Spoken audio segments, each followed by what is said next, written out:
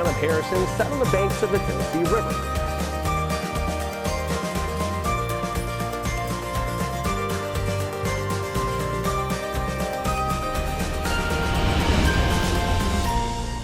Welcome to another 30-minute edition of 3 in Your Town, where we celebrate the people and the places and the things that make this area so unique and so wonderful. We are jam-packed in this episode as we are celebrating all things baseball for the return of the Chattanooga Lookouts 2021 season. Now, before we look ahead at what's to come, we're going to take a look back actually at the overall history of baseball here in the scenic city. Baseball and the Southern League come to Chattanooga in 1885. By 1885, baseball in general was becoming the national pastime. It was the sport, and it was popular not just in the North and in the West, but in the South, all over the United States. The problem was, for the South, all of the professional leagues that were of any value were north of the Mason-Dixon line.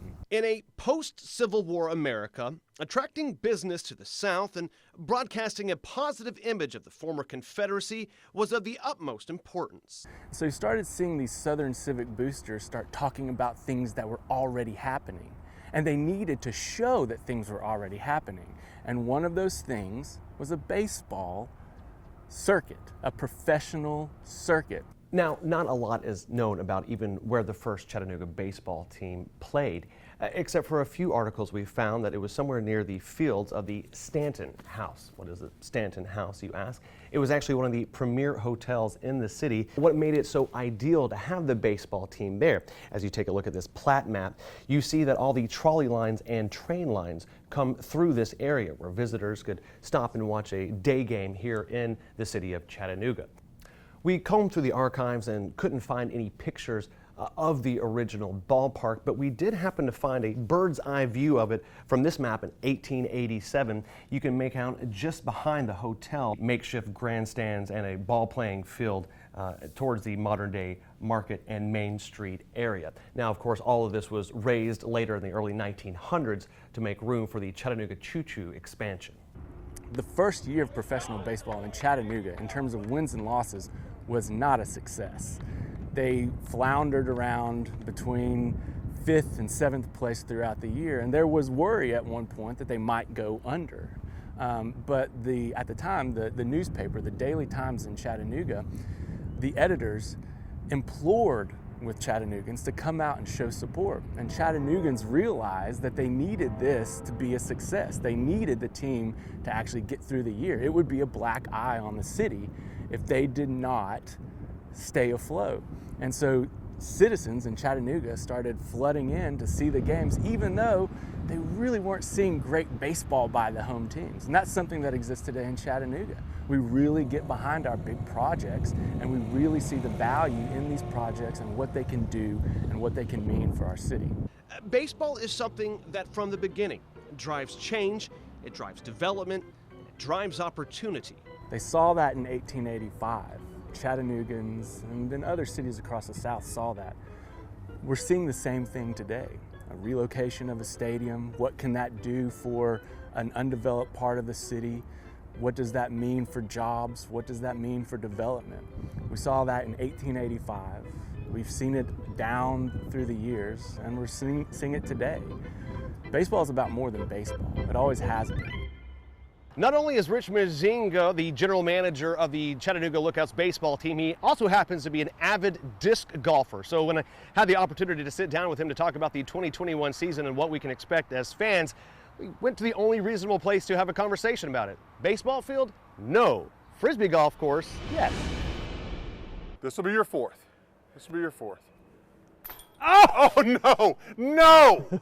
You were robbed. That's when. You were absolutely robbed. That's on that when you one. know it ain't It happening. makes me happy that you were robbed. Don't get me wrong. I know. But you were robbed. I thought this was going to be like a, hey, I'll go back and forth for a little while. No, this is just a old-fashioned butt kicking. In preparation for a lookout season, Rich Muzinga, the boss, and I have decided to come out and play disc golf. No. What else could you be doing right now? Exactly. There's no need to pressure wash. No. There's no need to stock shelves or any of that kind of stuff. Play a little disc golf. No, yeah. Just a week out. You've had a hiatus for a couple of years now. Let's just put off a little bit more. How are things going, man? It's crazy. It's good though. It's really good, man. We're just right around the corner. This thing's gonna happen whether we want to or not, and I'm excited about it, man. I'm excited about where we're going. So, okay, you're getting everything prepped up. I know there's a lot of changes. You guys are just fluid about this. Yeah. I mean, how are you adapting to the rules and the regulations being handed down to you? Well, I mean, you don't really have any options, man. Yeah. When your boss says this is the way it's going to be, that's the way it's going to be. Yeah. So when Major League Baseball says to us, these are the rules, that's what they are today. And that's the key really for us right now, is that today. Oh, holy cow! Oh, I thought I had a chance. No, you should have that face. That throw deserves that face. That was that good. That was that good. What is this? 228? I thought you aced it. I thought it had a chance for a minute. It had a chance for a minute. Oh my gosh. It was close. Okay. So from what I gather, you have become quite the disc golfer. How did this happen? No, I play a lot of disc golf. Being a good disc golfer is one thing. Okay. I play a lot of disc golf. Okay. And it was all the pandemic. You know, Yeah. my kids came back from college, and it was the three of us at home with Tracy, and we were like, man, we got to get out of the house. We got to do something. So we started literally in my backyard throwing frisbees at trees, and it just kind of went from there. I mean, we have played so much. I've spent more time with my kids and my wife, to be honest, in the last year. All right, here we go. Let's see what we can do here.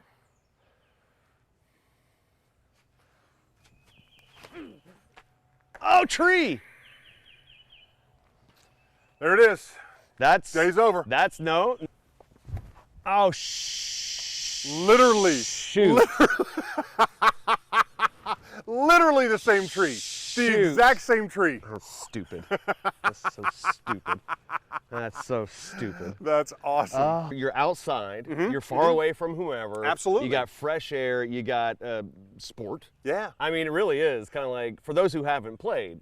No, it's fantastic. And you know, it does. There's the exercise part of it, which is fantastic. There's the competitive part of it. You know, if I don't beat my kids, it hurts my feelings. And that doesn't happen very often at all. That doesn't happen very often at all. I'm telling you. I know, I'd break out the putter here, but. That is twice. That is twice you've been absolutely robbed at the basket. Robbed. Big news, big things. What's going on this year? Man, it's just exciting. It's exciting to be playing baseball. It's been 617 days in between pitches. So that's insane. Yeah. So, you know, we're going to play baseball. We're going to play baseball. We're going to have people in the stands. We're going to sell hot dogs and popcorn and beer, and it's just going to be a good year. We're excited about a lot of things going on out there. That's good sailing. Get left. Get left. Get left. Ooh, that hit the post. You're going to like that one. You're going to like that one. I can't even be mad about that. That was just really that good. We're still going to do the silly things out there. We're still going to have the great fun. We're going to have fireworks. We're giving away a used car every single Saturday night this year, John. Every single Saturday night. So, you know, there's plenty of reasons to come out to the ballpark. It's going to be a good year out there. I dig it, man. Perfect. No, I love calling your shots. Nice. Through the tree, either nothing but chain or that squirrel's going to get one. Sorry, little buddy. Oh, no. Hey, the You squirrel. almost did both. You almost got chains and the squirrel. That was strong. Beer, hot dogs, and baseball. Can't beat that. Enjoyed it, brother. Yeah, buddy. Card collecting is making a gigantic comeback after the break. We're going to talk about the evolution of baseball cards in this 30-minute edition of 3 in Your Town.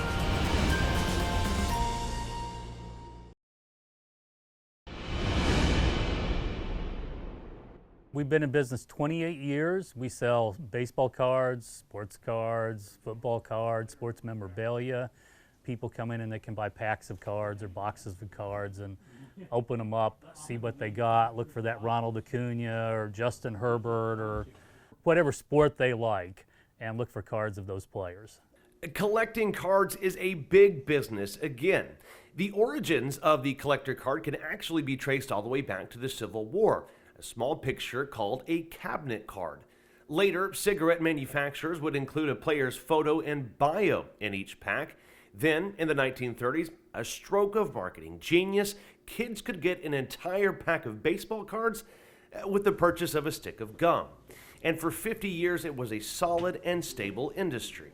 In the 90s, we had, late 80s, early 90s, we had a huge boom, and they made cards of almost anything you can think of.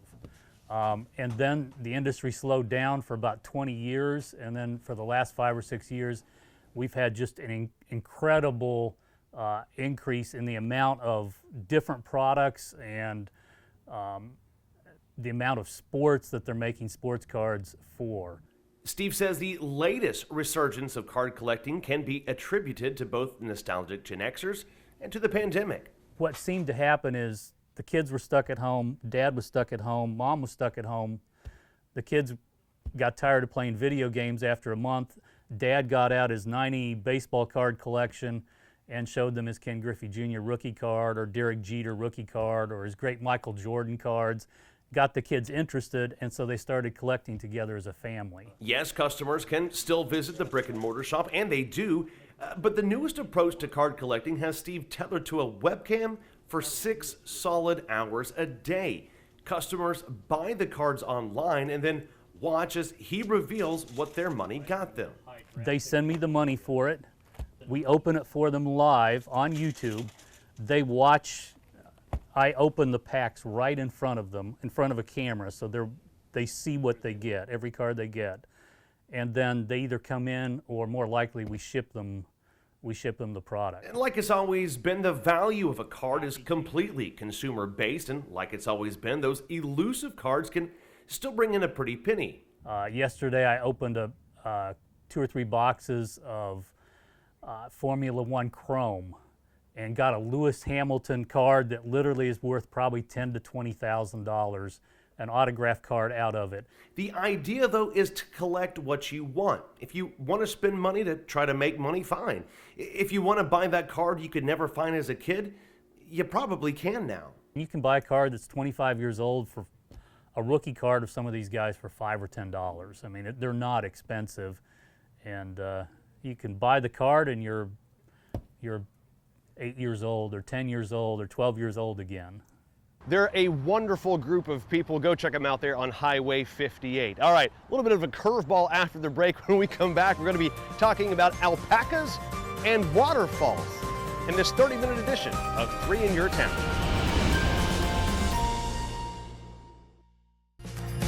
Old Town of Robinson. Old Town of Harrison, set on the banks of the Tennessee River.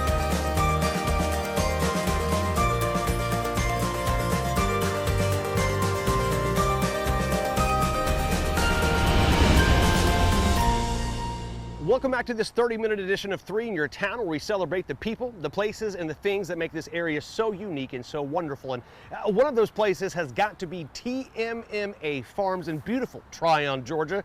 Tryon, Georgia. Check out some of the wonderful work that they do. How are you doing, Wyatt? We come out to Tmma Farms in Tryon, Georgia regularly. We always showcase, Marty, kind of the events that you have, whether it's Christmas with the alpacas, naked alpacas, but I think it's kind of important to talk about some of the other stuff that you do behind the scenes that maybe people don't get a chance to see very often, and this is one of those things. This is a rescue. Talk a little bit about this rescue and what else you guys do. Well, we're not only a full working farm, we're also a sanctuary. So if people call with troubled animals or injured animals that they can't take care of or they don't know how to take care of or whatever, we'll consider taking them in and doing what we can to give them their quality of life. I mean, you guys are putting in time, effort, and money into an animal that you had not known until this week. Right. Because I feel like you just genuinely care about the well-being of Well, we do care about the well-being of all animals. I mean, I don't want to see none of them mistreated, and that's just the way it is. I mean, if we can't take in every animal, but we will take in most things. And people call us about dogs. We don't do dogs. We don't have the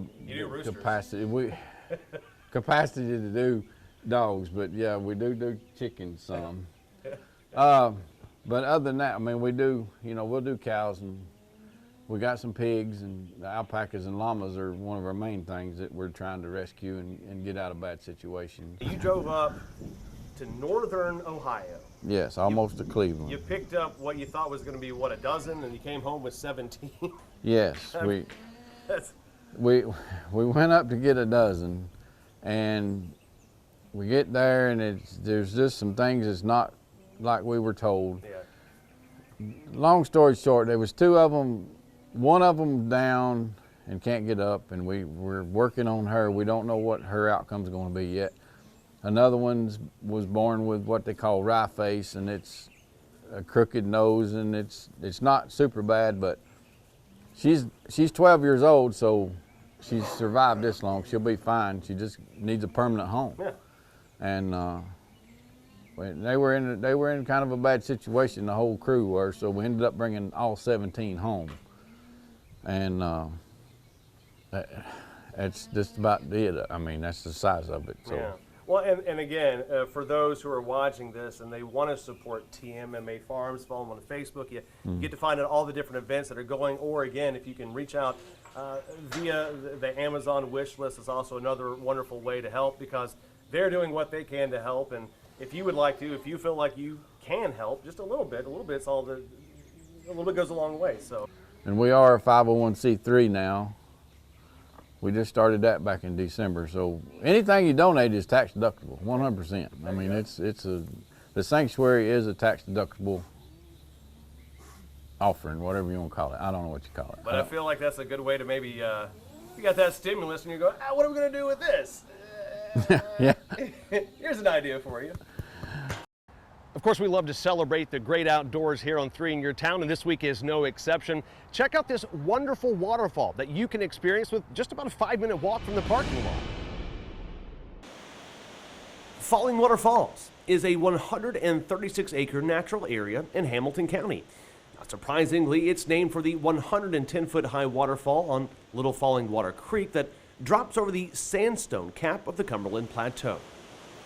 The trail to get to the overlook is a simple and shaded 0.3-mile, moderately trafficked out and back trail. The small cliff top section of the natural area is actually in the town of Walden, while most of the natural area is located below the falls in Soddy Daisy. From above, it is difficult to see the falls in its entirety, but the scenic vistas, Tennessee Valley, Pickett Gulf, and Buzzard Point atop the 840-foot-high escarpment make up for it. Far below, Levi Cave is located at the base of the slope. This diversity of a forest land near a large urban area gives the area even greater significance. A wonderful visit for both locals and out-of-towners. Coming up after the break, we are headed back to the kitchen for a TikTok tortilla. It's a quesadilla that you can make in just a couple of minutes with a couple of ingredients. You don't want to miss it.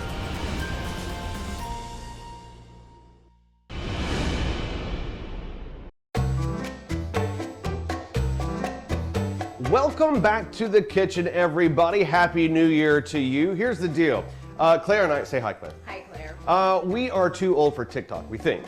We are. We don't know the rules, but we did see something on there the other day that went from TikTok to Instagram. Then, of course, it'll go to Facebook, and then your mom will message it to you in like 6 months from now. But this is like a fun new way to make like a stacked quesadilla. What are we calling this? I'm calling it a TikTok tortilla. It could have been around for a while and I'm just now catching on, but this looks like it's a new fun way to make it a layered quesadilla. A layered quesadilla, absolutely. So the one universal ingredient that you need is tortillas, the big one, the burrito size, not the taco size. And then you need 4 ingredients, completely up to you. Claire's gonna go with like a breakfast style, and I'm gonna go with a pizza style. What you're gonna do with a knife or a pizza cutter, however you wanna go about this, is that you're going to make 1 cut from about the middle of the tortilla back towards you. So now it should look like this. And what this is going to allow you to do is put an ingredient here, here, here, and here, and you're going to be able to fold, fold, fold. And that is going to be your stacked TikTok tortilla once you put the ingredients inside. And for those of you who don't know, Claire is a first grade teacher, and Claire, you said... What a fun way to introduce your firsties to fractions. Yeah. Or the bigger kids you're reviewing. So this would be 1/4. 2/4, 3/4, 4/4, No. And then delicious. Claire's going with the breakfast style. She's going to go bacon, avocado, scrambled egg, and cheese. I'm going to start with the pizza sauce. You don't want to do it too much because it'll all come out of the sides, but again, just 1/4 portion. I really wish we had a third party here to decide who made the better Tic Tac tortilla. We have thousands of people. Vote below. But they're not going to taste it. It doesn't matter, it's all about appearance. Well, if it's about appearance, I would. 1/4, 2/4, 3/4, 4. And that's what you're showing off there. Now we're gonna take it and we're gonna put it on a warmed skillet that has some butter in there, and we're just gonna go for a light brown color on the outside with the tricky task of flipping it one time. It all comes down to the flip. Oh, look at that, nice golden brown. Let me cut this open only to show kind of what it looks like on the inside. But here is your bread. Ooh, that looks good, Claire. I know. The pizza one. Oh, Yeah. look at that. Mmm. Yeah. It's the Tic-Tac tortilla. Super good. It was fun to make. Easy. Good for you. Yeah, really easy. Good for you, good for the kids. Good for your belly.